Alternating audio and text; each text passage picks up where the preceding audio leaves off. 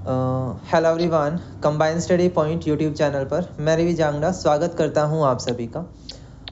इग्नू के जो बीकॉम जी स्टूडेंट हैं जो अभी रिसेंटली पास आउट हुए हैं, तो उन्हीं के इंटरव्यू सेशन हमारे चल रहे हैं। और आज भी जो है वो मैं आप लोगों के साथ एक हमारे स्टूडेंट हैं जिनका नाम है इशिका, वो आपके साथ अपना जो एक्सपीरियंस है वो शेयर करना चाहेंगे। ठीक है, तो उनसे हम उनका पहले इंट्रोडक्शन ले लेते हैं कि वो कहाँ से बिलोंग करते हैं और किस तरीके से जो है उन्होंने अपनी प्रिपरेशन स्टार्ट की थी और करंटली वो क्या कर रहे हैं। तो हाँ जी इशिका, आप अपने बारे में बताओ कि आपका नाम क्या है और आप कहाँ से बिलोंग करते हो, करंटली आप क्या कर रहे हो। Good evening, sir. My name good is evening. Ishika. I'm from Kurukshetra, Haryana. I'm currently pursuing company secretary course. मैं CS कर रही हूँ, मैं अपनी ट्रेनिंग कर रही हूँ दिल्ली में। तो मैंने अपना बीकॉम ग्रेजुएशन इग्नू से किया। मैंने फर्स्ट ईयर अपना कोविड टाइम में निकाला, तो उसमें तो कोई एग्जाम्स नहीं देने पड़े, बस असाइनमेंट सबमिट करी और फर्स्ट ईयर ऐसे पास हो गया। फिर मैंने अपना सेकेंड ईयर और थर्ड ईयर मेरा एग्जाम्स हुए थे, तो उसके लिए मैंने आपकी क्लासेस देखी। तो मैंने आपकी क्लासेस पढ़ के मैंने अपने एग्जाम्स क्लियर करे हैं। ओके, ठीक है इशिका।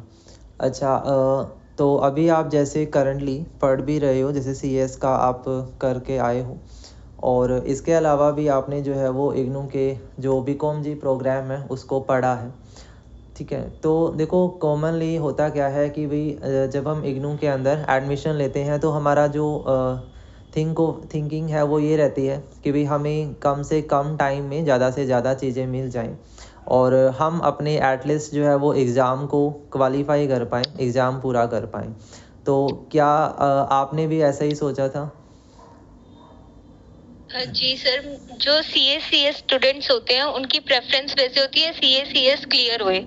बीकॉम तो साइड बाय साइड चलती रहती है, तो उनका मेन फोकस होता है कि पासिंग मार्क्स अच्छे से आ जाए। और वो पढ़ते भी 1 महीना 2 महीना पहले ही है, स्टार्टिंग तब पढ़ना स्टार्ट करते हैं। उससे पहले तो बुक्स भी खोलते नहीं, उनको पता भी नहीं चलता कि सिलेबस है क्या। तो वही मैंने मेरा भी सेम ऐसे ही था। मैंने आपकी क्लासेस 1-2 महीना पहले जब मेरे एग्जाम थे उससे पहले स्टार्ट की, ताकि मुझे पता चले कि इग्नू हमारे जो सेकेंड ईयर थर्ड ईयर में है क्या सिलेबस। तब मैंने आपकी क्लासेस स्टार्ट की, मैंने आपके लेक्चर्स पढ़े, मुझे बहुत समझ आए थे। आप शॉर्ट एंड क्रिस्प रखते हो अपने सारे वीडियोस, और वो बिल्कुल अच्छे से समझ आ जाते हैं। और मेन इम्पोर्टेंट चैप्टर्स जो टॉपिक्स हैं वो भी पता चल जाते हैं। ओके। इससे ज्यादा बर्डन भी नहीं पता लगता, और हमारा जो CS का कोर्स है वो साइड बाय साइड चलता भी रहता है। हाँ, तो देखो नॉर्मली जो है वो इग्नू के अंदर ऐसा ही स्टूडेंट पढ़ता है, या तो वो पढ़ रहा होगा या फिर जो है किसी ना किसी जॉब में होगा, है ना। नॉर्मली ऐसा ही देखा जाता है।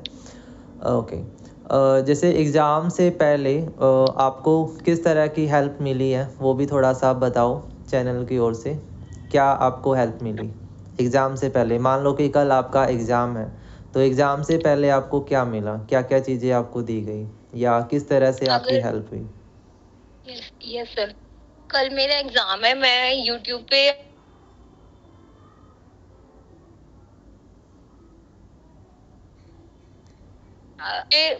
मिला कि आपके जो लेक्चर्स होते हैं वो शॉर्ट एंड क्रिस्प होते हैं, जिसमें मेन टॉपिक सारे कवर हो जाते हैं, सारा सिलेबस खत्म हो जाता है। ये होता है कि आप गो थ्रू कर लेते हो आप सारे सिलेबस से, जो मेन चैप्टर्स होते हैं, जैसे कोई टॉपिक्स हो गया जिसमें ऑब्जेक्टिव्स दे रखे होते हैं, एडवांटेजेस डिसएडवांटेजेस, और जो आप कुछ समरी बना देते हो 25 क्वेश्चंस के अराउंड कि ये पढ़ लो, तो इससे आप जो है ये पास हो जाओगे, आपके अच्छे मार्क्स आ जाएंगे।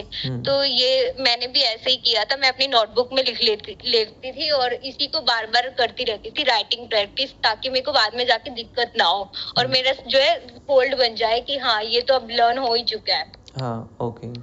तो नॉर्मली जो है वो हर स्टूडेंट को मैं यही कहूँगा कि भाई अपनी स्ट्रेटेजी इस तरीके से ही रखनी चाहिए कि भाई एटलीस्ट हमारा स्कोर तो अच्छा ही हो ही जाए, है ना। और अगर हम 1 या 2 महीने पहले भी प्रिपरेशन स्टार्ट कर रहे हैं इग्नू के अंदर, तभी हम एक अच्छा स्कोर जो है वो खड़ा कर सकते हैं।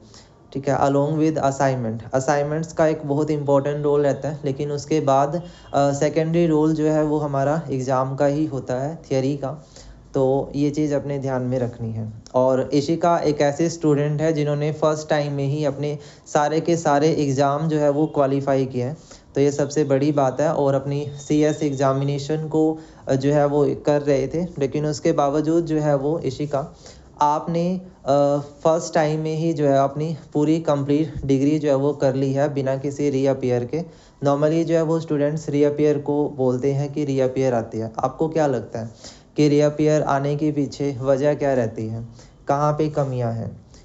कुछ जो स्टूडेंट्स हैं वो मुझे इस तरह के मुझे रिव्यू मिलते हैं कि यूनिवर्सिटी की चेकिंग काफ़ी हार्ड है या इसकी वजह से जो है वो रीअपीयर ज़्यादा आती हैं। तो आप इस बारे में क्या कहना चाहोगे? Yes sir, first of all thank you sir.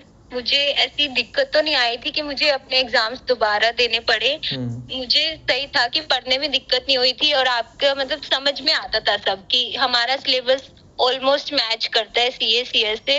बाकी बच्चों को पता नहीं उनकी री क्यों आती है, क्या पता वो मतलब ज्यादा डेडिकेशन से मतलब टाइम नहीं अपना अलॉट कर पाते कि मुझे फोकस होके नहीं पढ़ते होंगे कि मतलब पढ़ लिया नाम के लिए, पर अगर आप 1-2 घंटा भी दिन में दो लेकिन आप उसको अच्छे से फोकस होके पढ़ोगे तो आप जरूर पास हो जाओगे। मेरा तो बस इतना ही कहना है कि अपना कंसिस्टेंसी बना के रखो।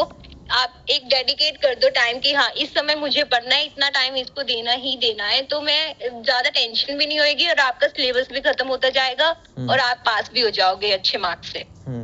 तो बेसिकली हमें यही फोकस करना चाहिए कि भाई हम ज़्यादा से ज़्यादा चीज़ों को करें और मैक्सिमम मतलब टाइम को यूटिलाइज करते हुए चीज़ें करें, तभी जो है उसका बेनिफिट होता है ना। तो thank you so much Ishika, आपने अपना टाइम निकाला और एक अच्छा रिव्यू जो है वो बाकी स्टूडेंट्स के लिए दिया, ताकि ये हेल्पफुल रहेगा बाकी स्टूडेंट को प्रिपेयर करने के लिए जो भी अभी रिसेंटली इग्नू में एडमिशन लिए हैं, तो उनके लिए काफ़ी हेल्पफुल रहेगा। चलिए, thank you so much. Okay, thank you sir, thank you.